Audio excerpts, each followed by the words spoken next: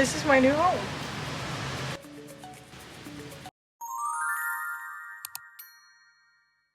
Hey everyone, and welcome to my channel, or welcome if you're new. I'm the Protein Princess, and in today's video I will be talking about moving to Bali. Looking at the title of this video, you already know that I moved to Bali. This is so insane to me. I don't think I understand it yet because it's so unreal. I've been here now for 3 days and I have so much to tell you guys. I don't even know where to start.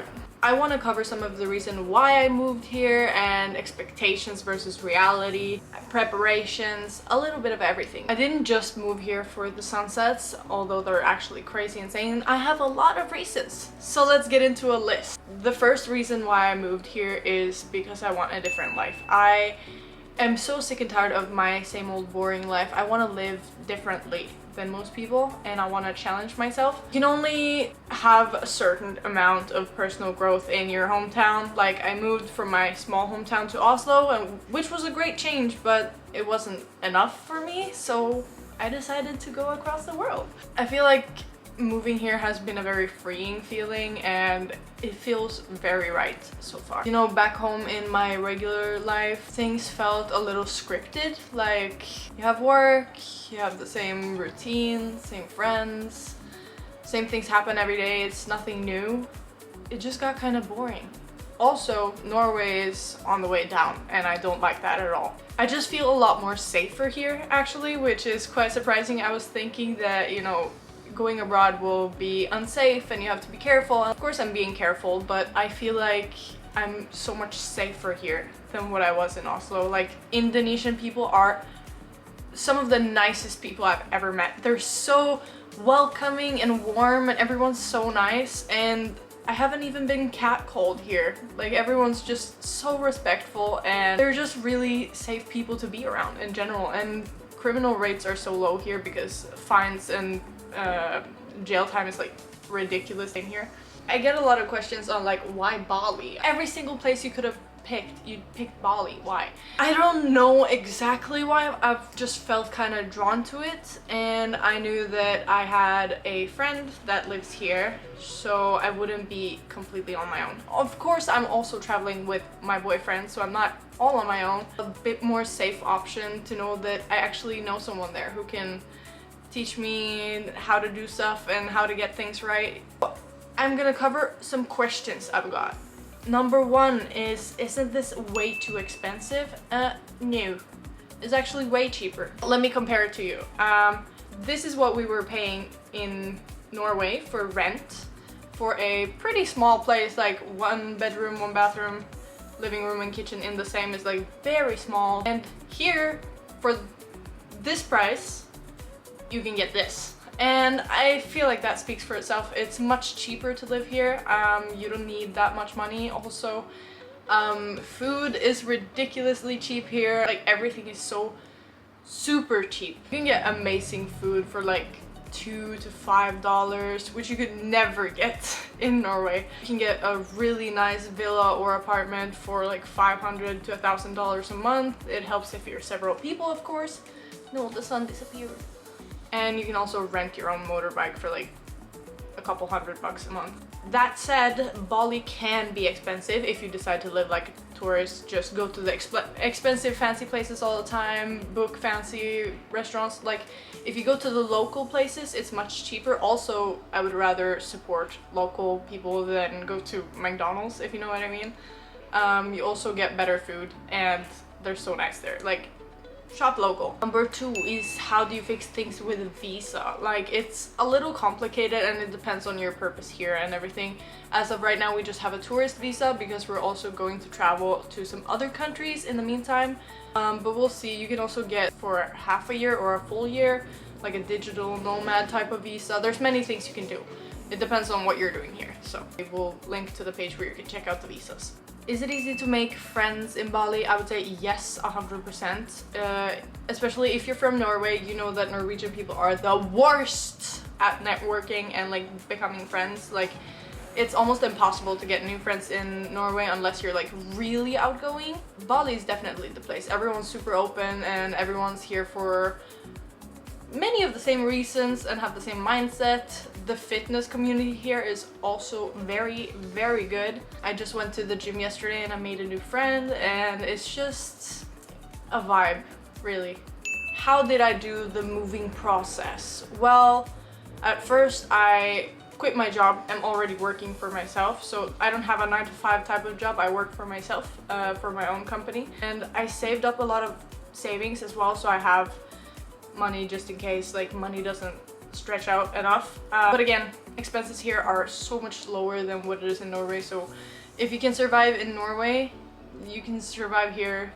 Like, for the same amount of money you can survive here for like half a year. Then I booked my one-way ticket, and then I packed quite light. We had one checked-in luggage and then hand luggage, and that's all we have, like clothes and a bit of makeup, electronics, not much more. But you don't really need anything more. You can buy stuff here, and the places that we rent are already furnished, so you don't need that much. You know, the biggest thing is that a lot of people are scared to take the big leap and do something like this because, oh, what if something goes wrong? What if this? What if that? But what if you have the best experience of your life and you just open the best chapter of your entire life? Especially when you're in your 20s, you're young, you don't have any commitments. What is stopping you? Your brain is stopping you, and the worst thing that could happen is that, oh no, you go broke and you go home. I like the odds on that one. I would rather try here, fuck it up and go home than to know that I didn't try and thinking about what could have been. I'm so grateful that I took this decision because I already feel so much happier here.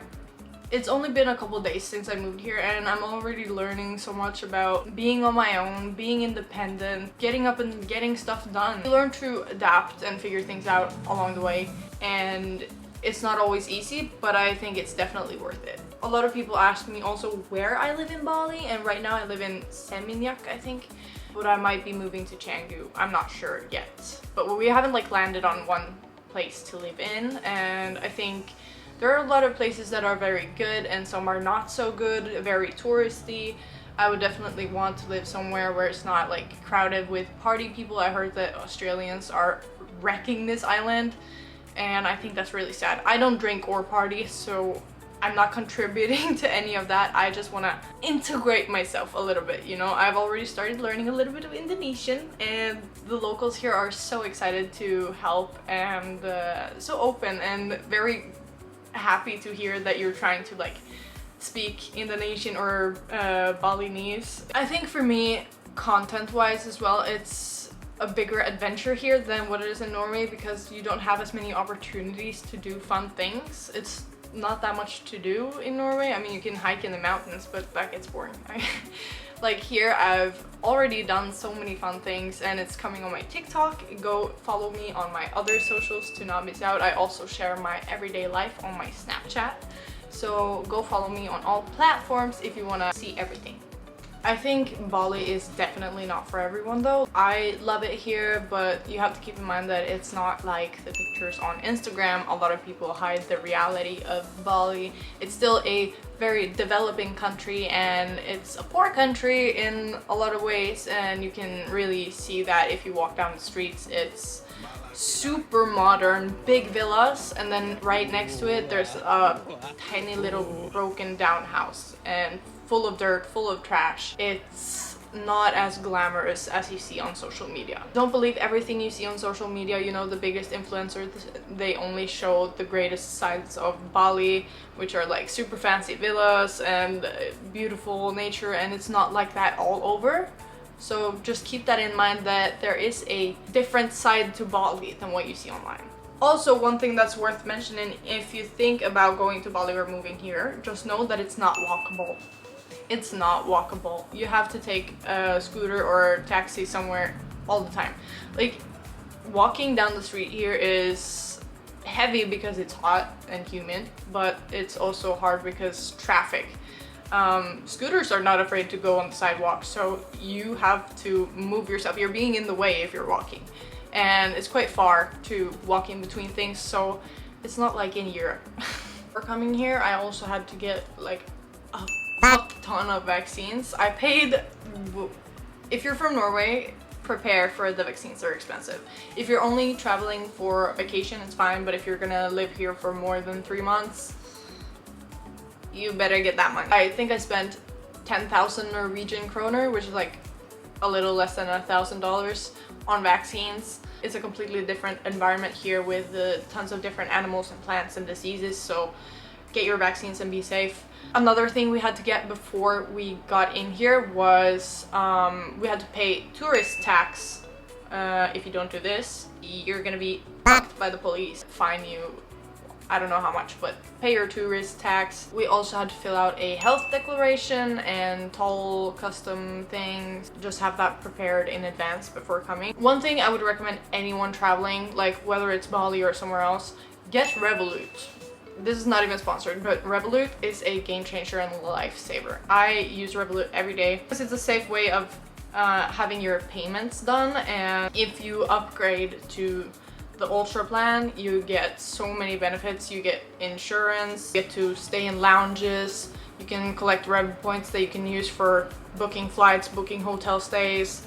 You get access to Class Pass, which also gives you access to gyms, which I'm doing. Yesterday I tried out Wii Fitness, and the day before that I tried Raw Gym, and today I'm going to Act Lean. So it has access to many gyms that you can just book through the app, and it's a life changer. Link is in the description. You can go and sign up there. It's free to sign up, but you need to upgrade to a higher plan if you want all the perks, but I really recommend it.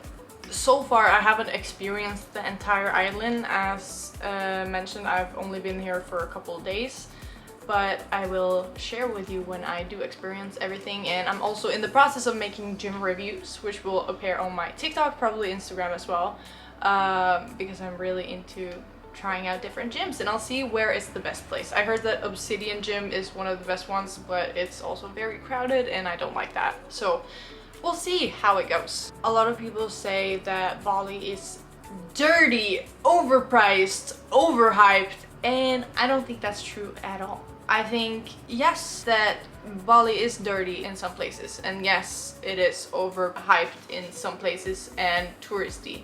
But you have to know the right places to go and go at the right times. And keep in mind that this is a developing country. Don't expect Scandinavian standard in a country like this. They're still like a couple years behind, so use your head a little bit. Most of Bali is Hindu. There's also a small part of the population that are Muslim, but I'm really interested in learning more about Hinduism, and I generally like spirituality, and I'm a little spiritual myself, so I feel like it's just a good match to be here because I feel this sense of peace and calm here and a good energy, and I like that a lot.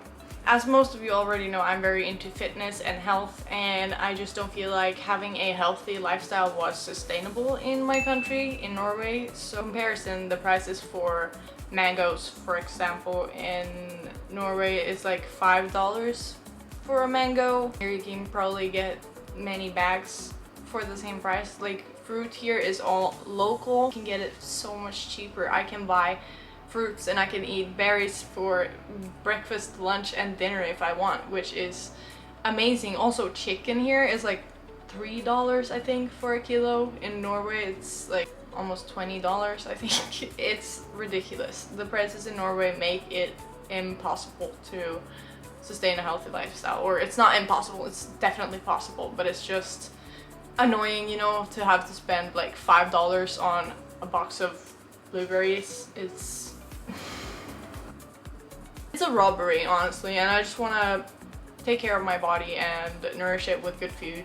That's a big one for me. I think that covers most of your questions that I got, and if there's anything that's unclear, you can still drop it in the comments and I will be happy to answer any questions. You can expect more videos from me around this island, this magical, beautiful island, and don't forget to like, comment, and subscribe, as well as share this with all your friends, and I'll see you in the next video.